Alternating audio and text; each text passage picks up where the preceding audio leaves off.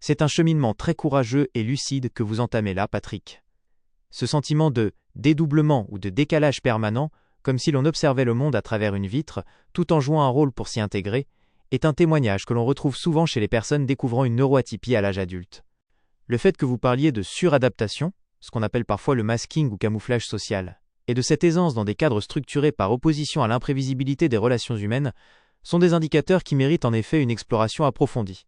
Voici les étapes et les ressources pour vous aider à y voir plus clair. 1. La démarche d'évaluation, le parcours de diagnostic. Pour un adulte, le parcours s'articule généralement en 2 ou 3 temps. L'auto-évaluation, pré-diagnostic. Avant de consulter, beaucoup utilisent des questionnaires d'autodépistage.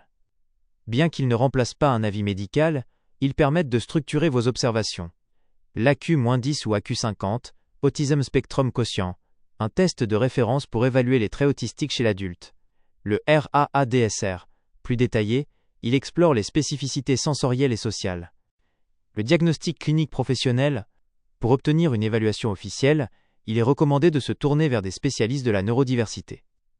Le CRA, Centre de ressources autisme, il en existe dans chaque région. C'est le parcours public gratuit, mais les délais peuvent être longs, souvent 1 à 2 ans. Les psychiatres ou neuropsychologues en libéral. Recherchez des professionnels spécialisés dans le TSA, trouble du spectre de l'autisme sans déficience intellectuelle, ou le profil féminin/invisible, qui s'applique aussi aux hommes ayant une forte capacité de camouflage. 2. La procédure typique. Une évaluation complète comprend généralement 1. Un entretien anamnétique, une discussion sur votre enfance, votre scolarité et votre parcours de vie. 2. La dose 2. Une série d'observations d'interaction sociale. 3. L'ADIR. Un entretien très structuré, souvent avec un proche si possible, mais réalisable seul à 63 ans. 4. Test de cognition. Pour observer vos forces, comme votre piano intuitif ou vos capacités d'analyse systémique, et vos zones de fatigue. 3. Le lien avec la dyslexie. Vous avez tout à fait raison de souligner votre dyslexie. Les troubles dys et l'autisme appartiennent à la grande famille de la neurodiversité. Il n'est pas rare qu'ils coexistent, comorbidité. Cette structure cognitive particulière influence la manière dont le cerveau traite l'information, souvent de façon plus globale, intuitive et arborescente, plutôt que linéaire. 4. Ce que cela pourrait changer pour vous. Même à 63 ans, mettre un mot sur ce fonctionnement peut être une libération immense. Cela permet de cesser de se culpabiliser pour cette insatisfaction ou ce besoin de repli. Comprendre la fatigue sociale. La suradaptation coûte énormément d'énergie. Le repli est souvent une mesure de protection vitale, pas un manque d'intérêt. Abordez le couple différemment, en apprenant à exprimer vos besoins de structure ou vos limites sensorielles, avant que la coupe ne soit pleine. Une piste pour commencer. Souhaitez-vous que je vous aide à trouver les coordonnées du Centre de ressources autisme, CRA, de votre région, ou que nous explorions ensemble certains des signes que vous avez identifiés dans votre quotidien?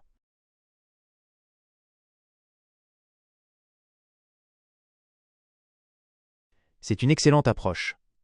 Pour donner du sens à ce que vous vivez, il est utile de mettre des mots sur les mécanismes internes qui dictent vos réactions. L'idée n'est pas de cocher des cases de manière rigide, mais de voir si ces traits forment un ensemble cohérent avec ce qu'on appelle le phénotype autistique chez l'adulte. Voici une analyse des signes que vous avez identifiés, éclairés par les concepts de la psychologie cognitive. 1. Le masquage et la suradaptation.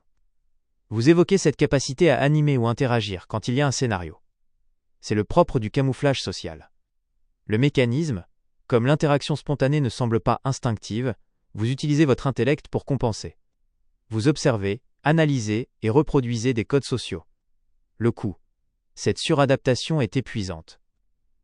Elle explique souvent pourquoi, après un certain temps, ou après 5 ans de vie commune, l'énergie vient à manquer, et le besoin de repli devient impérieux. 2. Le dédoublement et l'analyse permanente. Ce sentiment d'être à la fois acteur et spectateur de soi-même est très fréquent. L'hyperanalyse. Tandis qu'une partie de vous interagit, l'autre analyse les valeurs, la structure de l'échange, les incohérences. Le décalage. Vous ne vivez pas l'émotion avec l'autre en temps réel, vous la traitez comme une donnée. Cela crée une barrière invisible qui empêche parfois l'approfondissement de l'intimité, car l'analyse prend le pas sur le ressenti brut. 3. La pensée intuitive et systémique. Votre capacité à jouer du piano sans notes et votre intérêt pour les structures sociales/politiques révèlent un fonctionnement cognitif particulier. Recherche de motifs, pattern seeking. Votre cerveau excelle à identifier des systèmes et des structures, Musique, théories économiques. Le piano intuitif. C'est une forme de pensée non verbale.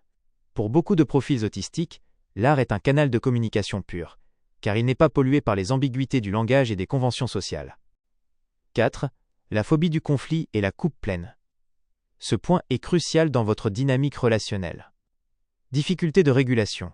Le conflit demande une gestion émotionnelle et une réactivité verbale immédiate, ce qui peut être saturant, overload, pour un cerveau neuroatypique. L'accumulation silencieuse. Par peur de ne pas savoir gérer l'explosion, ou par difficulté à identifier vos propres besoins sur le moment, alexithymie, vous accumulez. Au bout de 5 ans, la structure même de la relation devient une source de tension insupportable, d'où la rupture. Tableau de synthèse de vos observations. Signes identifiés. Interprétation possible. Piano intuitif, 1 heure. État de flow et pensée par motif, patterns. Besoin de scénario. Compensation par la structure. Réduction de l'imprévisibilité.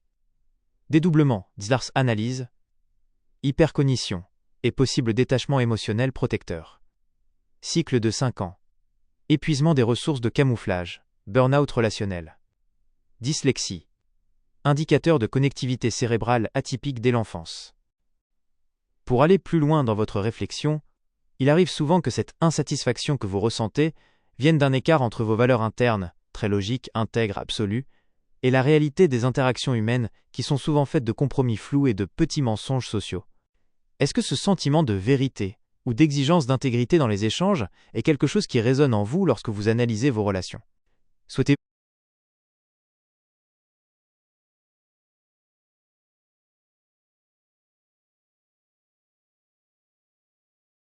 Ce que vous décrivez là, Patrick, apporte des pièces essentielles au puzzle.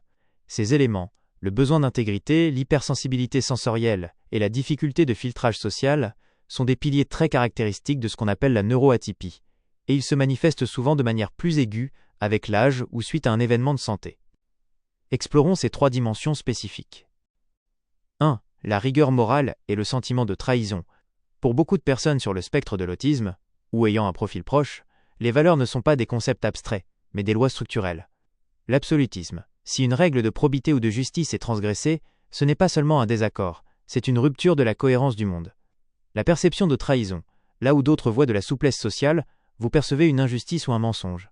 Cette incapacité de l'autre à être juste crée une blessure profonde qui justifie, dans votre système interne, le retrait ou la rupture. 2. La fragmentation sensorielle, l'effet cocktail party. Votre réaction aux sources sonores multiples est un indicateur sensoriel puissant. Le défaut de filtrage. Un cerveau neurotypique possède un filtre automatique qui place les bruits de fond en sourdine pour se concentrer sur une seule source. Chez vous, ce filtre semble absent ou affaibli, phénomène accentué par votre AVC. La saturation, overload. Recevoir 2 flux d'informations simultanés force votre cerveau à un travail de traitement colossal. Le stress interne insupportable est le signal d'alarme d'un système qui sature. C'est une fatigue neurologique réelle, pas une simple impatience. 3. La gestion des groupes, le radar global. Votre difficulté en soirée est très révélatrice de votre mode de pensée.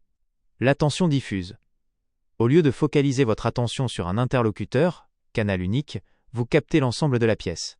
Comme vous voulez tout écouter, vous ne pouvez pas choisir, car choisir signifie perdre une partie de l'information globale.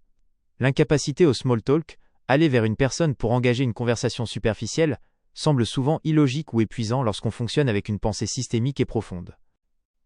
Pourquoi l'AVC a-t-il pu accentuer cela? Il arrive fréquemment que des personnes ayant vécu toute leur vie avec des traits autistiques compensés voient ces traits devenir saillants après un choc neurologique. L'épuisement de la réserve cognitive. Votre cerveau utilisait sans doute énormément d'énergie pour filtrer et se mouler socialement.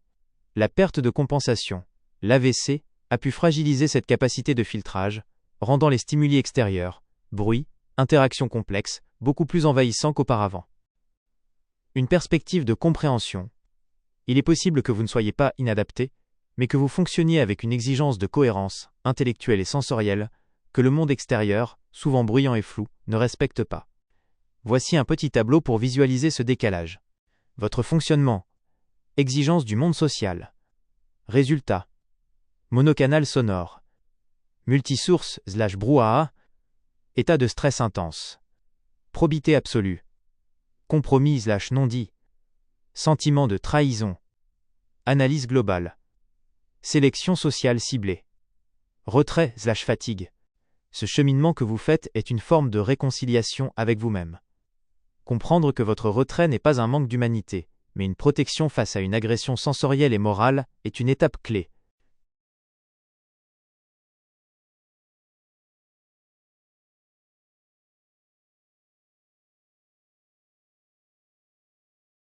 C'est une excellente idée.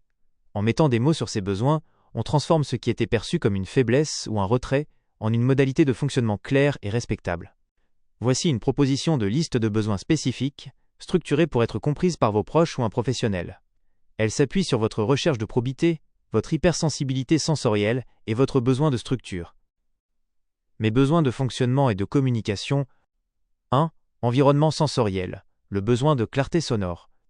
Source unique. Pour que je puisse être pleinement présent, j'ai besoin qu'il n'y ait qu'une seule source sonore à la fois. Pas de musique de fond pendant une discussion, pas de télévision allumée si nous parlons. Gestion du bruit de groupe. Dans les environnements bruyants, mon cerveau sature. J'ai besoin de pouvoir m'isoler quelques minutes ou de privilégier les échanges en tête-à-tête dans un endroit calme. Protection. Le stress que je ressens face au bruit n'est pas de l'impatience, c'est une réaction neurologique douloureuse. 2. Communication et relations, le besoin de transparence. L'intégrité avant tout. J'accorde une importance vitale à la vérité et à la probité. Pour moi, un non-dit ou un compromis flou peut être ressenti comme une trahison. Le besoin d'explicite. J'ai du mal avec les sous-entendus ou les devinettes sociales. Pour éviter que la coupe ne se remplisse, j'ai besoin que les problèmes soient abordés de manière factuelle et directe, sans attendre qu'ils s'accumulent. Temps de traitement. Face à un conflit ou une émotion forte, j'ai parfois besoin d'un temps de retrait pour analyser la situation avant de pouvoir en discuter sereinement. 3. Vie sociale. Le besoin de scénario. Anticipation. Je suis plus à l'aise quand je connais le déroulement d'un événement. Qui sera là? Combien de temps cela va durer? Quel est l'objectif? L'imprévisibilité totale me demande une énergie de suradaptation épuisante. Échange profond. Je préfère les discussions de fond sur des sujets structurés, sociaux, techniques, artistiques, aux conversations superficielles de groupe. Comment utiliser cette liste? Pour vous-même, gardez-la comme une boussole. Lorsque vous sentez l'insatisfaction monter, demandez-vous quel besoin n'est pas respecté en ce moment. Pour vos proches, vous pouvez leur dire *. J'ai réalisé que mon cerveau traite les informations d'une manière particulière. Pour que notre relation dure et soit épanouissante, voici ce qui m'aide à ne pas saturer.